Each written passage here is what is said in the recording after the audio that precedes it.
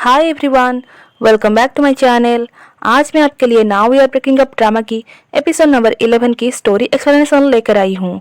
अगर आपने इस ड्रामा के प्रीवियस एपिसोड नहीं देखे तो आप जरूर देखें। उसका लिंक आपको डिस्क्रिप्शन बॉक्स में मिल जाएगा।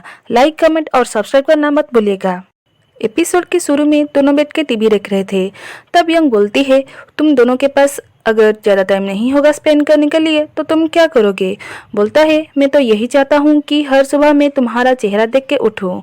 दोनों मिलकर शॉपिंग करेंगे। ये सुन के यंग सोच रही थी, मैं तो सोच रही थी हम ये रिलेशनशिप को ख़त्म करें, पर ये तो आगे की सोच रहा है। बोलती है, क्या हम ब्रेकअप कर ले? पीछे का सीन दिखा जाता है जहां उसके मॉम बोल रही थी, मैं हमेशा उसके साथ नहीं रह सकती। अगर मैं मर गई तो वो खुद को माफ नहीं कर पाएगा और तुम ये सब देखोगी। ये सब बोल रही थी क्योंकि वो ये शादी नहीं चाहती थी। यंग बोलती है, हमारे साथ तो दोनों के बिताए हुए अच्छी मेमोरी है ना, उसके साथ ही हम बाकी लाइफ ऐसे रहेंगे और खुशी खुशी ब्रेकअप कर देंगे। ये सब सुन के यंजी के मुंह से एक लफ्ज भी नहीं निकल रहा था। यंग की कंपनी में ड्यू डिलिजेंस वाले आके सब चीज़ के इन्वेस्टिगेशन कर रहे थे जो ला फेरे के साथ था।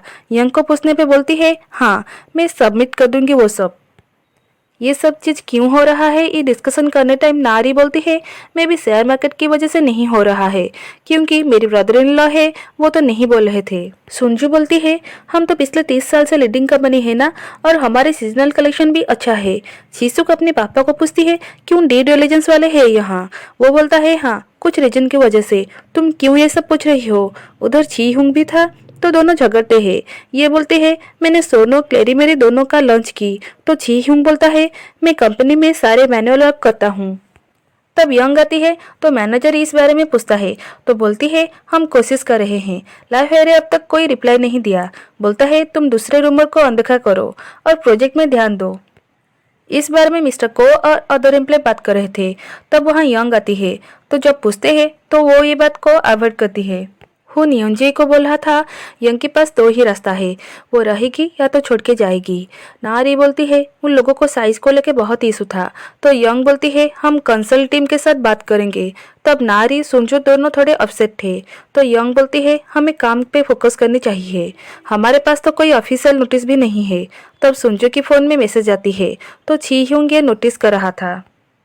यंग की मॉम बोलती है, ये घर बेच के हम जो लोन किए थे उसे चुका देंगे। यंग की पापा बोलते हैं, तुम बिना मुझे ये ना पूछे कैसे कर सकती हो? तो बोलती है, मैंने डिवोर्स दे दी तुम्हें।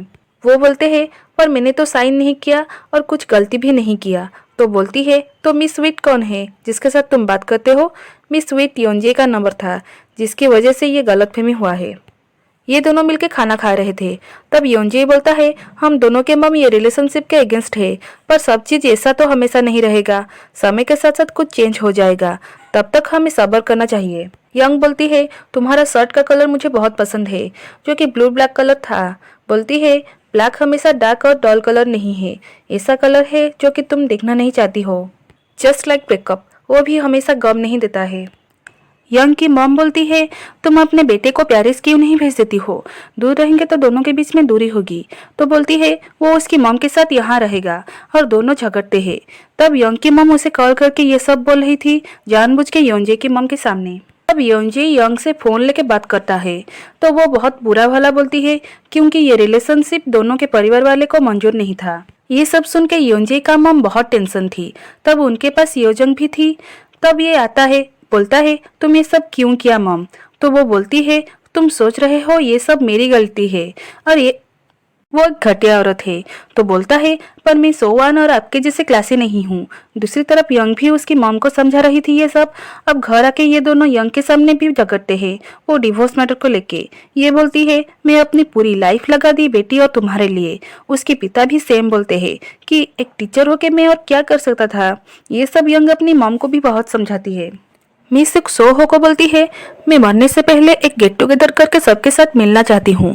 तो सुन के सोहो चिल्लाता है, तुम क्यों बार बार मरने की बात बोल रही हो? दोनों गले मिलकर रोते हैं। योंजे को उसकी मम उनके घर में रहने के लिए बोलती है। ये भी बोलती है, मैं उसे पसंद नहीं करती हूँ, तुम उसे छोड़ दो। चीसू के पापा हुन को पूछते हैं, तुम्हारे और चीसू के बीच में सब अच्छा चल रहा है ना? बोलता है, हाँ, मैंने उसे एक पोएम बुक भी गिफ्ट किया।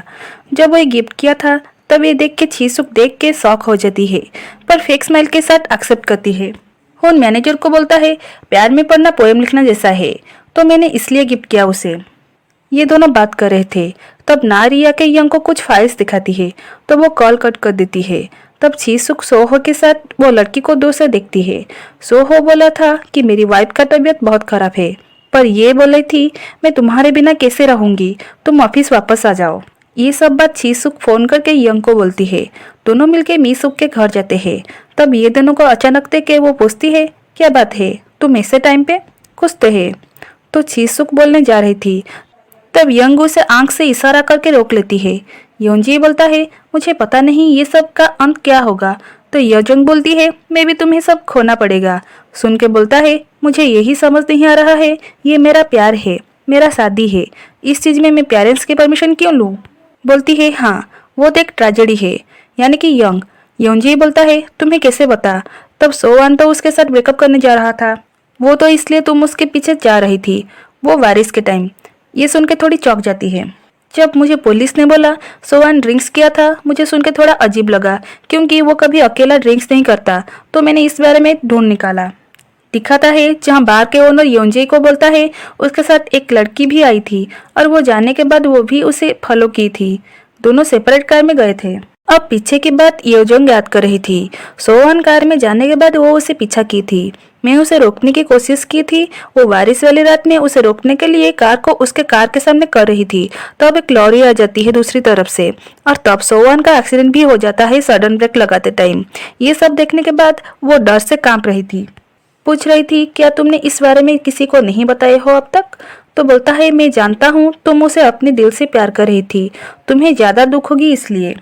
चीसुक यंग को कॉल करके बताती है, तुम योंजे को ड्रॉप कर दो क्योंकि उनके पास मैं जा रही हूँ आज। चीसुक एक बियर बोतल के साथ पूरे रोमांटिक मूड में एंट्री करती है, पर हुन चाय लेके आती है और एडवाइस देता रहता है कि मैं तुम्हारे हेल्थ के बारे में बहुत केयर करता हूँ, ड्रिंक्स नहीं करते हैं। देख के चीसुक बोलती है, मुझे नहीं लग रही हम डेटिंग कर रहे हैं। तुम पोइट्री बुक गिफ्ट किया, उसके बाद ये चाय। तुम पोइट्री बुक गिफ्ट किया, उसके बाद ये चाय। मैं यहाँ आई थी तुम्हारे साथ ड्रिंक्स करने के लिए। नेक्स्ट टाइम हमें तो बेकरी में मिलके रेड बीन बन और मिल्क खाना चाहिए। तो बोलता है, हाँ सही बात है। सुन के वो अपसेट हो जाती है। तो हुन बोलता है, तुम मेरे लिए प्रीसियस हो, इसलिए मैं तुम्हारा तबीयत खराब नहीं होने दूंगा। यंग कुछ काम कर रही थी, तब योंजे की मम कॉल करते हैं तो वो कार से बाहर जाके बात करता है। ये देख के बोलती है, तुम अपने मम के साथ मेरे सामने कंफर्टेबली बात भी नहीं कर पा रहे हो। शादी एक ऐसा चीज नहीं है जो कि प्यार को कंप्लीट करती है। अगर हम शादी करेंगे तो हम अपने पेरेंट्स को मिलने भी नहीं जा सकते। हम हमेशा एक दूसरे के साथ प्लीज रहने की कोशिश करेंगे। बोलता है, तुम हमेशा क्यों ब्रेकअप करने की रीजन ढूंढ रही हो। बोलती है, क्योंकि मैं तुम्हें प्यार कर रही हूँ।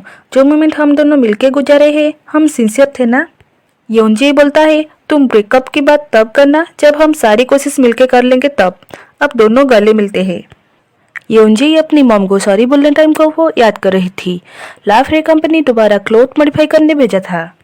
सोंजू की फोन में मैसेज आती है, सिर्फ 2 ही फाइनल सीट बचा है, तुम फाइनल डिसीजन बताओ।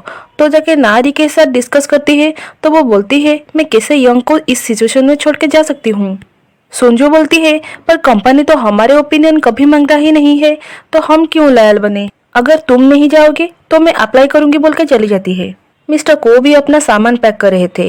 यंग पूछने पे बोलती है, सेम प्लेस पे इतना दिन रहना अच्छा नहीं है। पूछता है, तुम क्या करोगी। तो बोलता है, मैं वेट करूंगी वरना कुछ नया रास्ता निकालूंगी। यंग कपड़ा चूज करने वक्त ब्लैक कलर देख के सोच रही थी योंजे का बात कि ब्लैक सब कलर का मिक्सचर है, और अपने कलीग को बताती है कि हम उनके चॉइस से मटेरियल नहीं चूज कर सकते हैं। ऐसा करेंगे तो वो हमारे बना हुआ कपड़ा कहने के लायक भी नहीं रहेगा, इसलिए हम और चेंज नहीं करेंगे। योंजे घर जाके देखता है सोवान के सारे सामान उसकी मॉम ने पैक कर दिए हैं। पूछने पे बताती है, तुम वो लड़की के साथ रहो, पर मैं तुम्हारे साथ नहीं रहूंगी। और यंग जो बात बोली थी वो भी बताती है। ये सुन के अब वो समझ जाता है, इसलिए यंग बोल रही थी ब्रेकअप करने के लिए। तो अपने मॉम के ऊपर गुस्सा हो जाता है। बोलता है, इसलिए आपकी ये प्यार की वजह से सोवान भी चला गया। माँ का प्यार सही है, पर यह भी एक हद तक रहना चाहिए बोल के चला जाता है। यंग घर लौट के देखता है वो उसे वेट किया था। उसे देख के सॉरी बोल के हक करता है। तो बोलती है, मैं भी गले मिलना चाहती हूँ, बिना ये सोचे लोग क्या सोच रहे हैं हमारे बारे में। सोच रही थी जैसे कि ब्लैक सब कलर को बना सकता है, जैसे कि हमारे फेयरवेल सबसे अलग होगा। यहीं पर एपिसोड खत्म हो जाता है।